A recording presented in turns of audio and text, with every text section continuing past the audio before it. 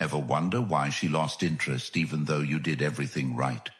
You gave your time, your attention, your energy, and she still drifted. This isn't a mystery, it's a pattern.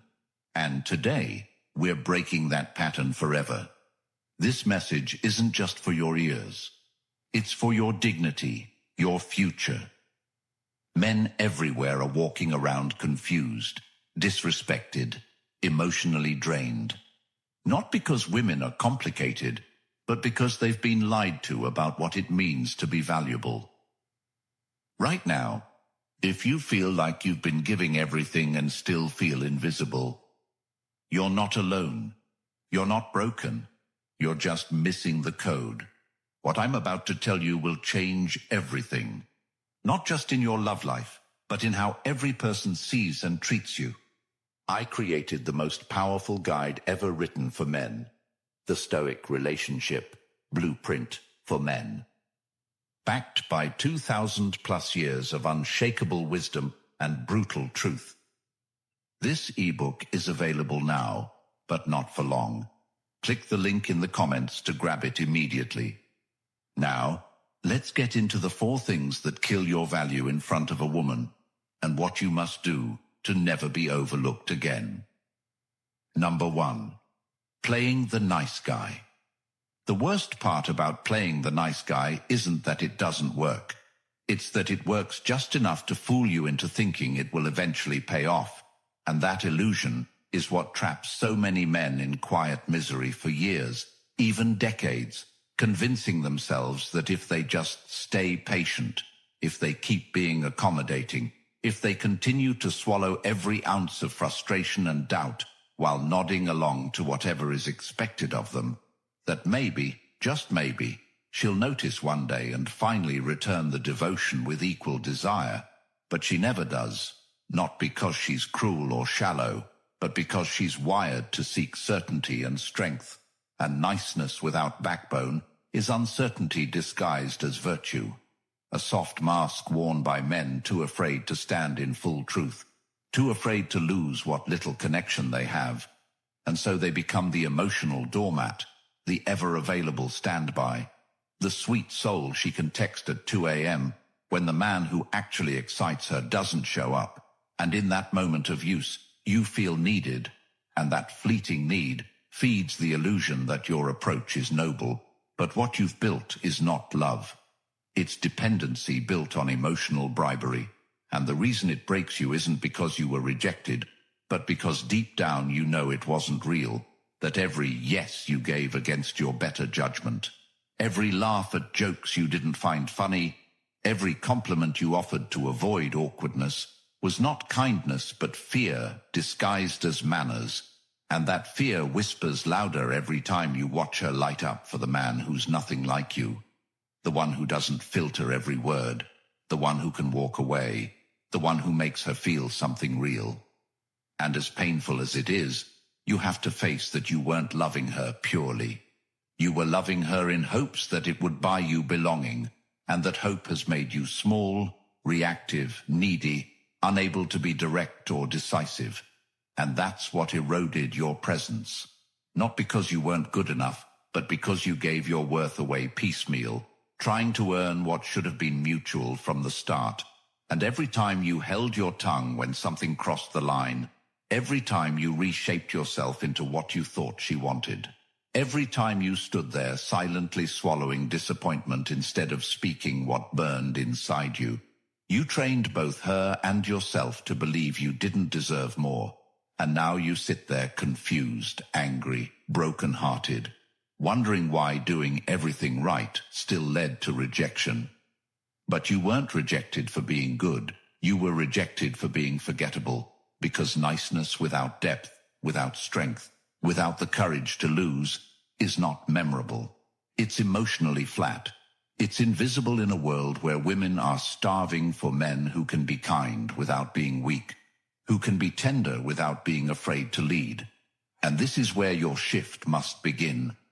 Not in pretending to be alpha, not in mimicking swagger, but in rebuilding yourself around truth so sharp it cannot be compromised, where you stop seeking to be liked and instead become the kind of man who can say exactly what he wants, what he won't tolerate, what he expects from love and life and people around him, and who can let go of the need to be accepted for the deeper, far more powerful experience of being respected, not because you demand it, but because you finally decided to give it to yourself first.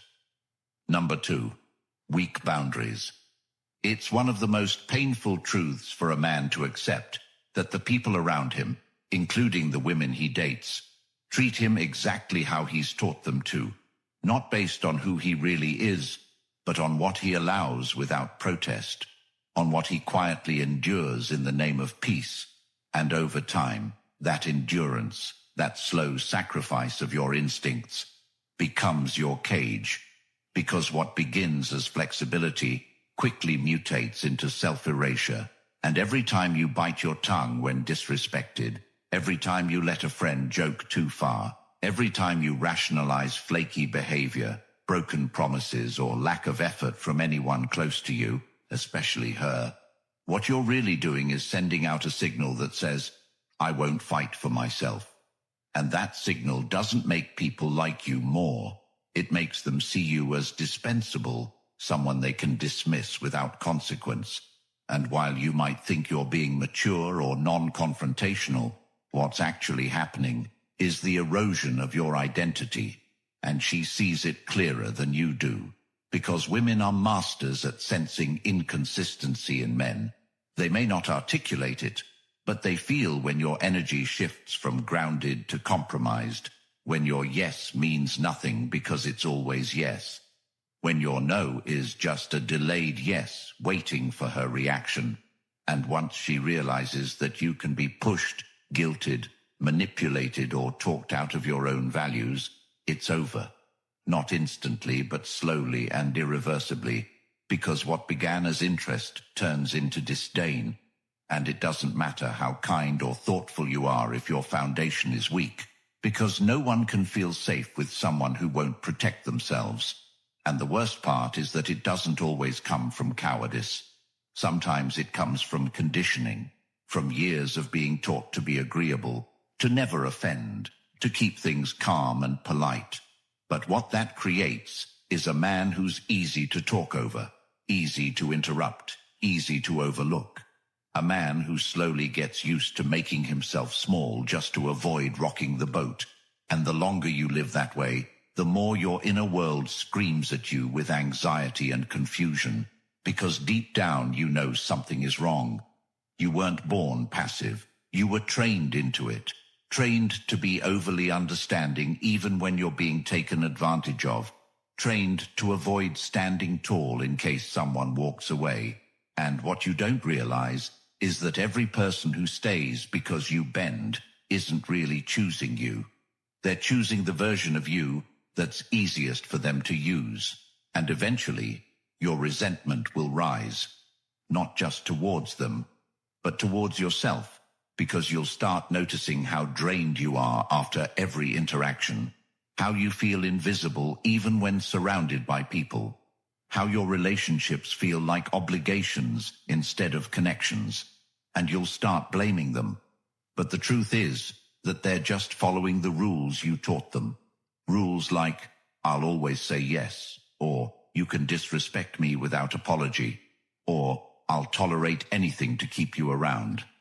And the only way to change the game is to rewrite those rules completely, not by yelling or demanding attention, but by becoming the kind of man whose presence commands respect without needing to ask for it, by learning to say no with calm confidence, to walk away from things that deplete your peace, to stop explaining your worth and start embodying it. Because boundaries aren't walls to keep people out. They're standards that decide who gets to stay. And without them, your relationships will always be fragile, conditional, and one-sided, because you'll be showing up in pieces, hoping someone else will make you whole. But no one can do that for you. And if you don't choose to protect your time, your energy, your emotional world, you will find yourself surrounded by people who do not value you. Not because you are not valuable, but because you made it too easy for them to ignore the cost of access. And when something costs nothing, it is treated like nothing. So if you want to be seen, if you want to be felt, if you want your presence to mean something, you have to stop proving you're good enough and start showing what it looks like to be a man who no longer compromises his soul for approval, who no longer fears being alone more than he fears being used, who no longer smiles through treatment that bruises his integrity, because that man, the one who is willing to walk alone rather than walk in betrayal of himself, that man is unforgettable, not because he's loud, but because he is no longer afraid to protect the life he's building. And once you become that man, you'll stop chasing respect and start attracting it, not from everyone, but from those who recognize the strength it takes to finally say, "This is where I stand, and I'm not moving." Number 3, emotional overexposure. There's a part of you that wants to be understood so badly, that aches to be fully seen, fully known, fully accepted by someone who looks into you and says, "I see everything, and I'm staying." And that desire isn't weakness in itself, it's human. But what you were never taught is that chasing that depth through emotional overexposure too early, too frequently, and too indiscriminately is not only ineffective, it's destructive. Because what you're doing, often without realizing it, is flooding the connection before it's even had a chance to solidify, and instead of building intimacy, you start suffocating it, not out of bad intent, but because you were never shown the difference between emotional connection and emotional dumping. And the truth is that many men today confuse openness with strategy. They think that if they just unload their pain fast enough, if they bleed out their history, their heartbreaks, their trauma, and longing in the first few conversations, that they'll be seen as deep, as different, as more deserving. But what it actually signals is desperation. And desperation doesn't connect, it repels. Not because women are cold or unsympathetic, but because the energy behind that level of exposure so early in a relationship feels like a plea for safety, not a shared vulnerability.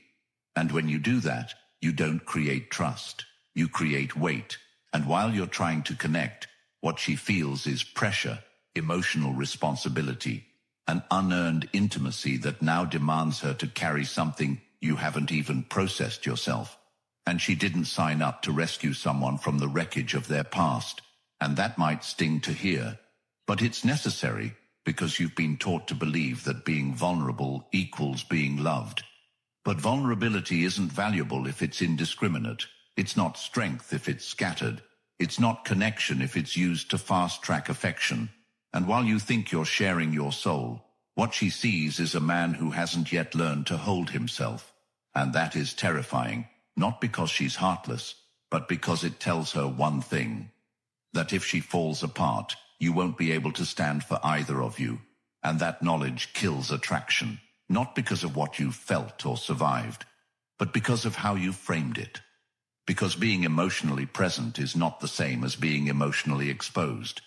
And when you give her access to every corner of your emotional life, before she's earned that place, before you've seen if she can even hold space without judgment or control, what you're really doing is gambling with your soul in hopes that her acceptance will finally validate your pain.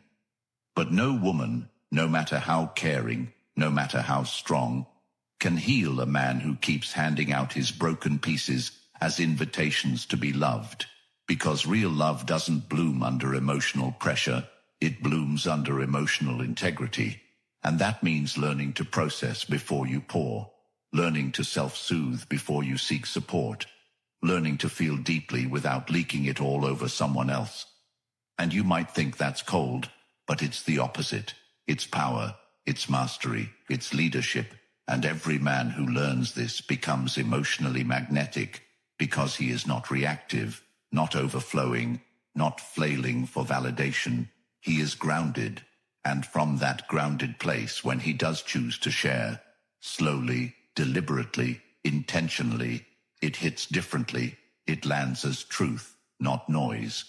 And that's what women crave more than anything, not endless access to your past pain, but presence, control, ownership, the ability to hold tension without crumbling, to express without overreaching, to speak emotion without needing to be rescued. And when you learn to do that, you stop trying to prove that you're deep, and you become deep by nature. You stop trying to earn love through exposure, and instead cultivate love through discernment, because not everyone deserves to know your wounds. Not everyone can carry your truths. And the more you expose without filters or boundaries, the more you dilute the sacredness of your experience. And eventually, you'll wake up exhausted, resentful, disconnected, wondering why your openness never seems to build closeness. And it's because you gave away access without investment, handed over pages of your story before anyone showed they could read, without rewriting the ending. And the most tragic part is that in trying so hard to be loved, you made yourself unlovable, not for your pain, but for how recklessly you kept placing it in the hands of others, hoping they'd give you something you were never taught to give yourself. Emotional security, emotional ownership, emotional dignity. And until you reclaim that, until you learn to sit with your feelings without offloading them, at the first sign of connection, until you realize that self-expression isn't the same as self-respect, you will keep attracting women who feel overwhelmed, disconnected, unsure, and eventually gone.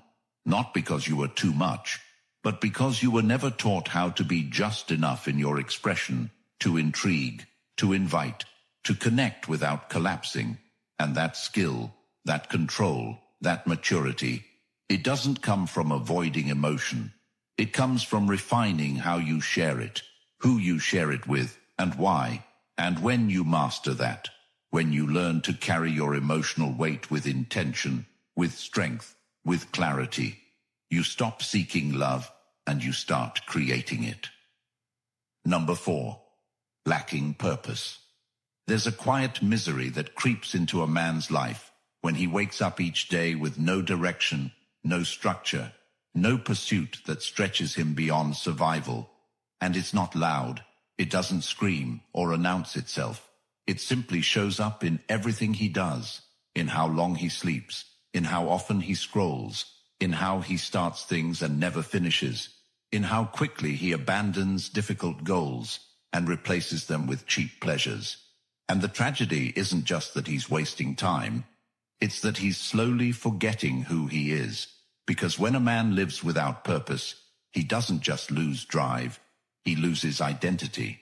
And the more time he spends floating through distraction and entertainment and obligations he never questioned, the more disconnected he becomes from the core of his own masculinity. Because at the center of every man's being is the primal need to chase something that demands more from him than comfort ever will. To wake up every day knowing that his existence has weight and consequence. And without that, his energy collapses, his relationships fracture, his spirit dulls. And no matter how much love or approval he gets from others, it all feels empty, because deep down he knows he's playing small, knows he's hiding, knows he's tolerating a version of life that he would be ashamed to show to his younger self. And what no one tells him is that this is not just bad for his soul, it's devastating to every relationship he touches, especially with women, because women don't need you to be perfect, rich, or wildly successful, but they do need to feel like you are becoming something, like you are building toward a life that isn't dictated by other people's opinions, or temporary pleasure or avoiding pain. And when you don't have that, when you don't have a mission that's bigger than you, your connection with her becomes everything. Not because it's love, but because it's the only place you feel needed. And the second that dynamic is in place, she can feel it. She can feel that she's your only anchor, your only direction, your only reason to try. And that burden isn't romantic, it's exhausting. And while you think you're showing love, what she sees is a man who's not grounded in anything outside of her. And that's when she starts to pull away. Not because you're not enough, but because your life isn't enough without her. And that makes her feel trapped, because she doesn't want to be your reason for waking up. She wants to wake up next to a man who already has one. a man who would still be moving forward whether she's in the picture or not, a man whose path isn't based on emotional codependence, but on vision, clarity, and internal fire. The kind of man who is never lost for long because he has somewhere to go.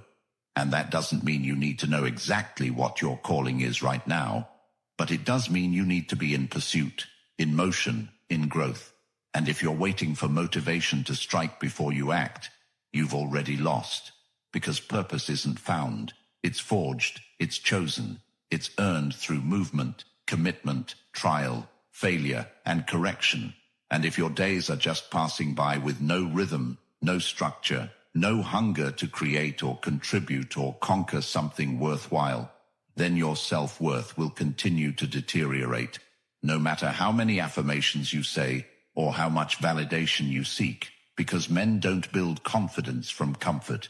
They build it from results, from momentum, from fighting for something that doesn't hand itself over easily. And if you've been feeling numb, directionless, tired for no reason, chances are you're not depressed. You're just disconnected from your essence. And the way back is not through endless introspection or waiting to be rescued. It's through action, raw, uncomfortable, sometimes blind action towards something that forces you to get better, forces you to learn, forces you to level up. And when you do that, everything changes. Not instantly, not dramatically at first, but slowly and unmistakably. Your eyes change, your posture shifts, your speech becomes more deliberate, your presence becomes heavier. Because now you are not just existing, you are moving with weight, and people feel that, women feel that, and they start reacting to you differently. Not because you're trying to impress them, but because you are finally impressing yourself. And that quiet pride, that knowing, that I'm on my way energy, is magnetic in a way that no tactics or games or external status ever could be. Because it's rooted in something real, something earned.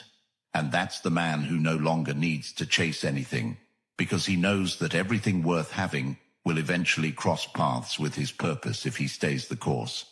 And yes, the world is loud and distractions are endless, and it's tempting to settle into habits and routines that numb the ache of unfulfilled potential. But if you want to sleep at night with peace, if you want to walk into rooms with unshakable self-respect, if you want to look her in the eyes and know that whether she stays or not, you are still rising, then you must, with every part of you, decide today that you will no longer live without direction, that you will stop building a life that only looks good from the outside, but feels empty when you're alone, and that you will commit fully and completely to finding the thing that makes your blood move again, to building the structure that makes your time valuable again, to choosing the kind of man you want to be remembered as, and aligning every single day with that man's actions. Because in the end, it's not what you hoped for, or what you meant to do, or what you could have done that defines you. It's what you built when no one believed in you. It's the path you walked when no one was watching, and it's the purpose you chose when you could have stayed hidden. And if you're still breathing, still standing, still reading this, it means it's not too late. It means your direction is still yours to decide. And the only question left is, will you keep drifting, or will you rise and become unignorable? If any part of this spoke to your life, your relationships, your regrets, then you already know what you need to do. This wasn't about theory. This was about waking up. So now ask yourself, will you keep living like this, watching the same patterns repeat in your life, losing respect from women, wasting time trying to fix things from a place of weakness? Or will you finally become the man who doesn't need to be chosen, because he already chose himself? If you want to stop guessing and start living with clarity, strength, and real direction, then you need the Stoic Relationship Blueprint for Men, the only book designed to reshape how men think, act, lead, and attract with timeless power, rooted in 2,000+ years of wisdom. This is a complete transformation of how you carry yourself in every area of your life, from dating to discipline, from purpose to presence. And we're capping the number of sales to preserve this knowledge from being watered down, because truth is only powerful when it's protected and used by the few who are ready. How much longer are you willing to live on the sidelines of your own life? How many more relationships do you want to lose before something changes? What would it feel like to finally walk with authority and know no one can shake it? The link is in the comments. Claim the blueprint now, before it disappears. Like, share, and subscribe to the channel right now, so we can keep creating real tools for men who are done being confused and ready to lead.